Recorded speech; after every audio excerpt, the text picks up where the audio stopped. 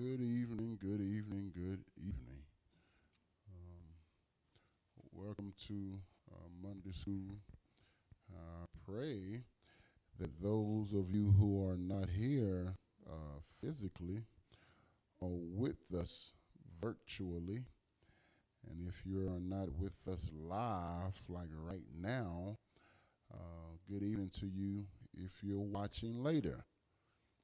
That is the benefit of the virtual that you cannot miss, or you have no excuse not to miss because God has made a way that everyone can know. Uh, and you have no excuse not to know. So, again, just saying hi and um, greetings to you. Thank you for being a part of this. Um, as I said last week, we are not done with blackness. Blackness is not a month, but for some of us, blackness is every day. For some of us, blackness is every single day. And so we want to make sure that we are in tune with our history, in tune with all the things that we have done up until this point in history, uh, even to inform some of us that, man, I did not know that even happened in history. And so, and on the flip side of the virtual thing, sometimes virtual has its own mindset. And so, y'all forgive me if the picture is not moving. Um, it's giving me a little trouble here.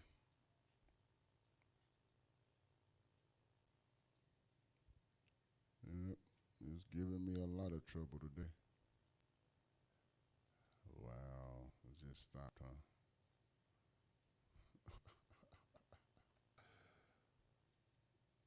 To the fact that maybe we won't be seeing this online.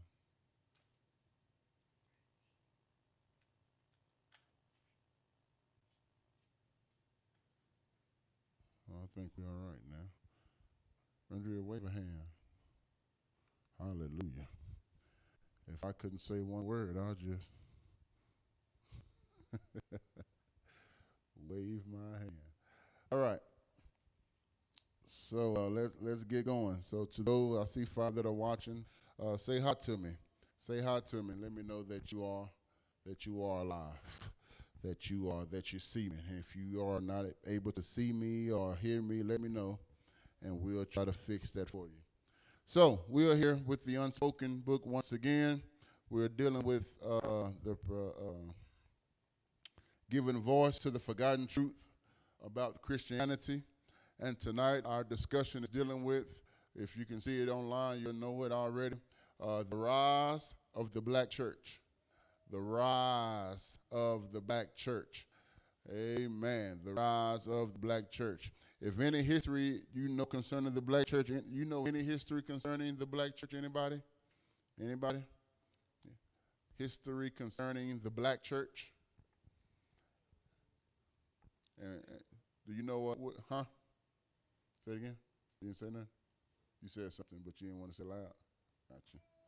That's all good. So the rise of the black church, even the word you're watching there, let me know. Hi, Sister Kimberly Jennings. Thanks for waving at me. The goal of this chapter is to address the claim that the black church is weak and lacks sound theology. The evidence in this chapter refutes that these claims. We are black church origins, saying that black church origins, live theology, and contributions. In regards to its origins, the black church was a kind of spiritual and physical revolt against segregation and inequality, proving both its strength and sound theology. Through the sound theology, though this sound theology doesn't take up much space in theological textbooks and commentaries, it can be found in the contributions of the black church and its constant advocacy for freedom, equality, and unity. So in this chapter, we will be talking about the origins of the black church, the theology of the black church, why the black church had to become and is known as the black church. And so this is very, very important to my fact. I say this is important because a lot of things that I see on Facebook, I don't know about y'all, but I see random ads. Do y'all be seeing like random ads? Like you'll go to Walmart or look up something and all of a sudden it's an ad about that same product you just looked up. But so I was doing, that happened to me, and this same product popped up in my news feed. And it was, imagine this, Pastor Richardson, it was a person who was trying to do those sermon experts for the reels that you saw. He was running an ad for that. He was saying that I will do this for your church. I will put reels up. I will put those things up every week to make sure that the word is getting out. But in his ad, he was saying, basically, his target audience was the black church. So to all black churches, to all black pastors, to all black ministers, no, I will help you out on your social media page to create your YouTube shorts and to create your Instagram reels and your Facebook reels. And I had to go look at it because in the comments, there was over about 50 to 60 comments in there. So I'm like, oh, Lord. I know what's going on because he said the black church, and he's talking about everybody on Facebook is able to probably see whoever he's targeting because he can't target black preachers. He might just be targeting Christians. So when you target Christians, there's going to be some white Christians and some Chinese Christians and other nationalities type of Christians. But anyway, on these comments, you saw white Christians. And they were saying, why does it have to be the black church? Why are you calling yourself the black church? We are all God's people. There is no black church. And these are Anglo-Saxon brothers. These are white brothers saying, there is no white church. There is no black church. This is the body of Christ. This is the church. We're all God's people. So you don't need to say the black church. That's a racist term if you're calling yourself the black church. And unfortunately, I always have to say something. I just can't let certain things pass. Now, I let a lot of stuff pass on social media. I let crap pass. People be saying crazy stuff about sports. I don't even say anything about it. I let stuff like that pass. But when you start talking about the church, and I don't see a right answer in response to it, I have to respond. And so my response to a lot of the white brothers was, the black church did not have to be if it wasn't for your white father. The black church is only in existence is because your white father didn't allow a black preacher to stand and preach to the white audience. He was only allowed to preach to black people. He was only allowed to preach to other slaves. He could not preach to the white people. He could not preach to the white woman. He could not preach to the white deacon. He could not preach to the white worship leader. He could not preach to the white ushers. He was only allowed to preach to the slaves, to the cotton pickers, to the below, to the nothings, to the less than, to the dirt, to the wicked, to the blacks. So that's why black church came into existence. It's because the blacks were rejected. And I love the book, and it talked about, and it gave me a shout. I don't know about y'all, but this gave me a pretty good shout. It declared that black folks accepted segregation in a whole lot of places. Boy. Black folks accepted segregation in a whole lot of places. They accepted segregation at the water fountains. They accepted segregation at schools. They accepted. They didn't want it. They didn't like it, but they accepted it. But one place they would not accept it was in the church. You know what? All right, you can stop us from preaching here.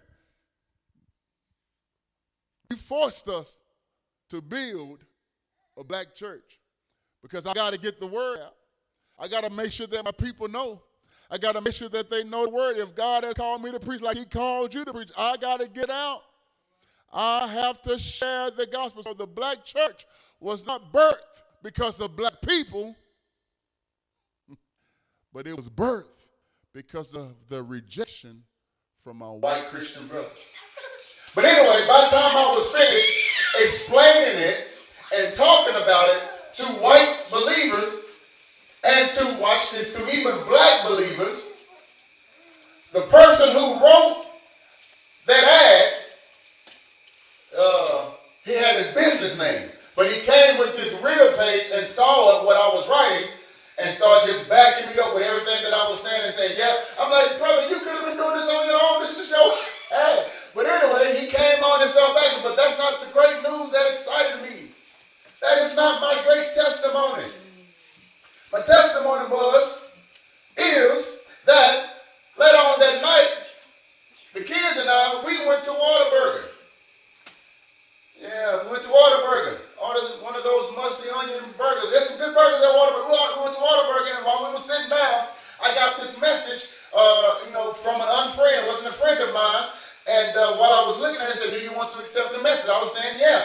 And it was a white preacher from a small town. And this white preacher from a small town sent me a long message saying to me, like, brother, what you said was so inspiring and helped. And I looked at the ad in a negative sense that it was saying black church. But I didn't look at it in the way of that we forced the black church. And I like how he said we forced the black church. So when Drew was there, I let her read it. He was saying that, man, I'm sorry, we forced the black church. We rejected your teachings. We rejected your preaching. We rejected your commentaries. We rejected all the theology that you brought to the table. We reject, as a matter of fact, a lot of the theology that you brought to the table. We listened because we used them and stole them, but we never gave you the credit for them. Oh, man.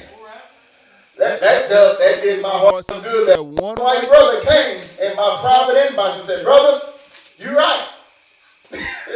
We kicked off the black church. So the black church is not a thing of racism or segregation on our part because we wanted to be part of, but we were rejected.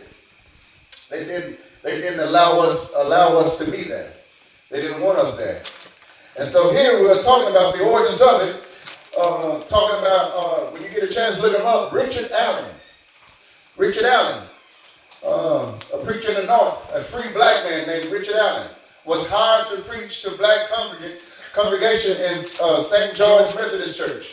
So Allen was not in favor of the segregation, especially in the church. Y'all hear that?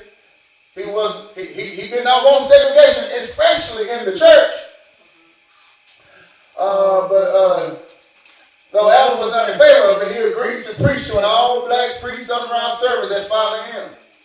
One Sunday morning during a white-led but integrated service, a group of black people in the church was physically removed from the church and because they was accidentally sitting in the white-only section in the church. So Pastor Allen, Reverend Allen said, you know what, since they can't sit here, we won't sit here. Since they can't sit here, and none of us will sit here. So he took all the blacks, left, and started a ministry. The African Methodist Church, one of the oldest churches or oldest denominations there is. Matter of fact, one is the oldest. Because this was in 1794, and so this is an old African Methodist church that left. Matter of fact, I believe this church is still standing in Philadelphia to this day. All those years, it's still standing. But they left there. That's how it started.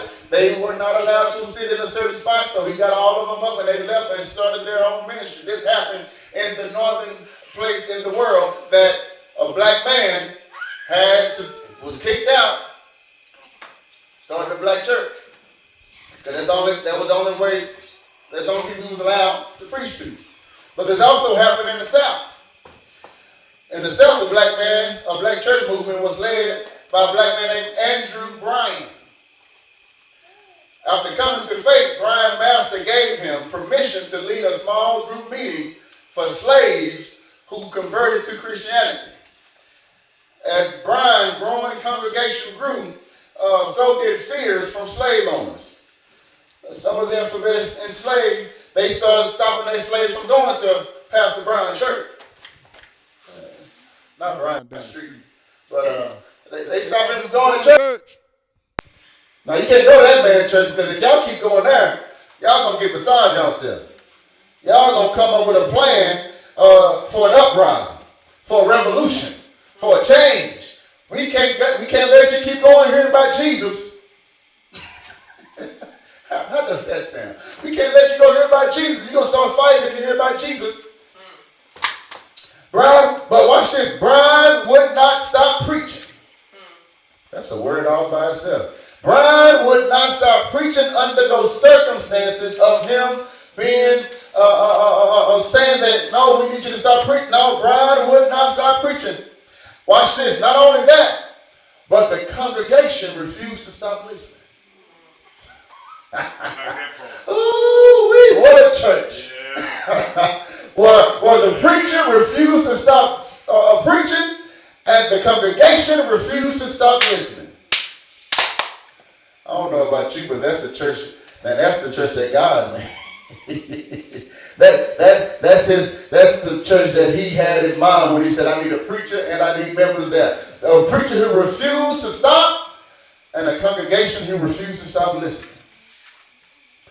Though they endured whips, chains, jail time, they refused to stop listening. Matter of fact, they started growing. In 1794, Bryan founded an African Baptist church in Savannah, Georgia, and also planted additional churches as well. When you look at those two stories, three things stick out to you, or should stick out. That there was segregation, hostility, and intolerance in all three places. When you saw a black preacher and the black church going and growing and coming together, there was, again, segregation, because they wanted to be together, but they was all kicked out of every part that they went to, right? Every story, there was separation in it. And every story that began when there was growth, or they saw prosperity and growth in the black church, there became hostility. Some was physical, some was mental, but the case is it was hostile environment. Then it was intolerance. The gospel of Jesus Christ has so radically changed the way black Christians saw themselves that they refuse to tolerate segregation and inequality in the house of God. They refuse to accept segregation and tolerate inequality in the house of God. Neither these practices fit the theology of the character of God, the gospel, or the Christian church. Because of their convictions, though their white counterparts called them to stay in lowly places, they revolted against segregation and inequality and rose to a place of dignity God assigned them. Reading this is so important because, of course, in today's time, when you talk about the church to black people, meaning that you're referring to the black church, you are looked upon as what? Weak. You're looked upon as a weak-minded individual because you are partaking in your slave owner's religion. And we've already discussed that this is not a what?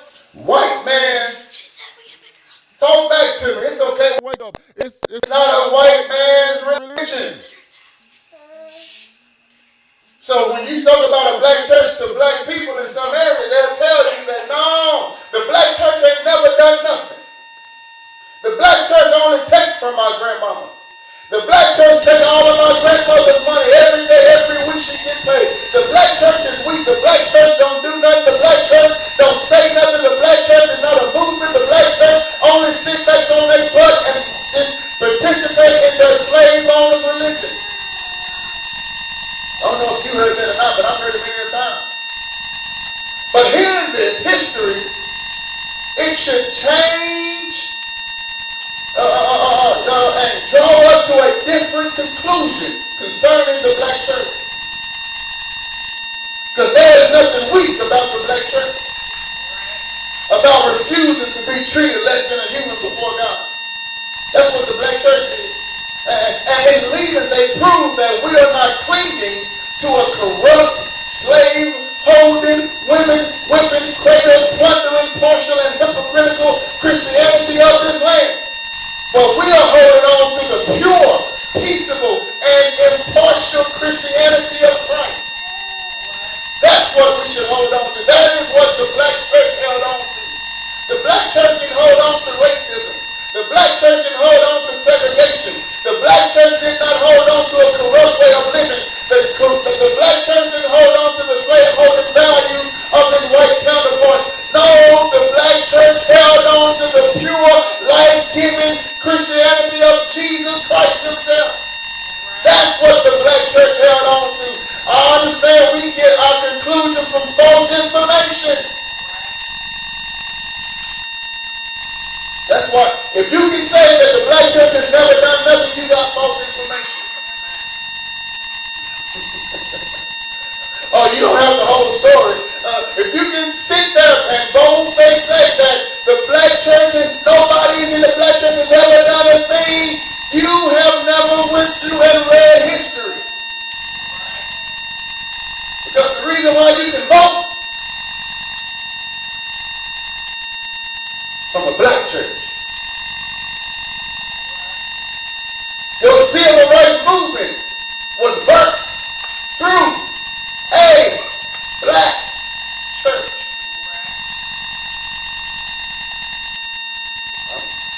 I'm here to tell you, that Rosa Parks was an atheist. He went to a black church. I promise you.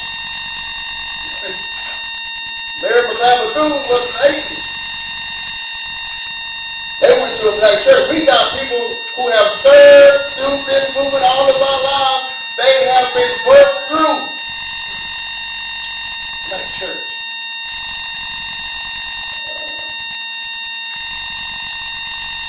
And so that's basically the thing what we're talking about on tonight.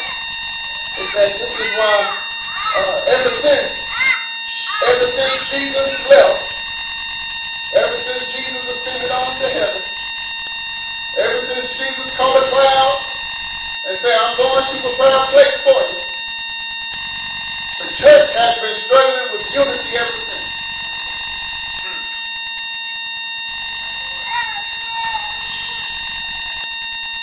Jews and the Gentiles were struggling with unity. Jews say, no, you can't come to our temple and worship. The Jews and the Gentiles was nationalism. The Jews and Gentiles was no love lost. It was full of hostility and full of racism between the two. Well, the Jews would call the Gentiles dogs, while the whites would call us niggas. Woo. There has been a struggle with unity ever since Jesus left and called a cloud. I believe it will be worse off if he did not send a comforter. But that's another story. He had to send a comforter. He had to send somebody here to make sure that unity somewhere would take place. Yeah. And so when he left, it's been a struggle. That's why Paul had to write Ephesians. Chapter 4, saw he had to, because there was no unity in the church. Not between saints and unbelievers, but between saints and saints. White saints and black saints, Jewish saints and Gentile saints, Chinese saints and Japanese saints. There were no unity. And so that is the reason, because of disunity, you have the birth of the black church.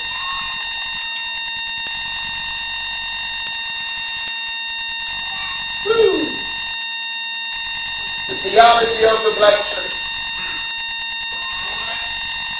I wish I could go through this, y'all. I really do. You get a chance, you can look up I'm going to give y'all, I've been looking, I'm sorry. If you get a chance, you can look up Charles Octavius Booth. If you get a chance, look him up. He is a black author. But of course, he was in the 1890s. But here it is, the theology of the black church. Another critique of the black church was, endured for centuries, is the claim that the black church is not theologically sound. So one of the things that our white counterparts did to go attend disunity was to say the black church is not theologically sound.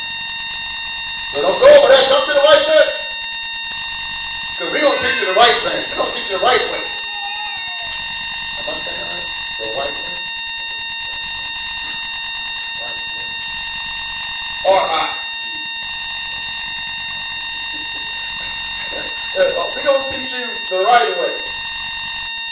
Because over there, they're not teaching you the right way. They are dumb. They are ignorant. They don't really know much. They didn't go to the same school we went to. So they don't have the same knowledge. They don't have the same education. But when I told you guys a few weeks ago that when you talk about the Trinity, the theology of the Trinity, that was birthed from a black man. That our white counterparts use in their lessons.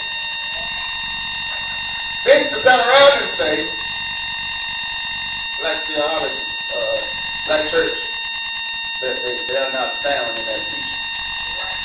It's not easily accessible, but for example, Charles Booth, who I told you, who wrote a book, watch the name of the book.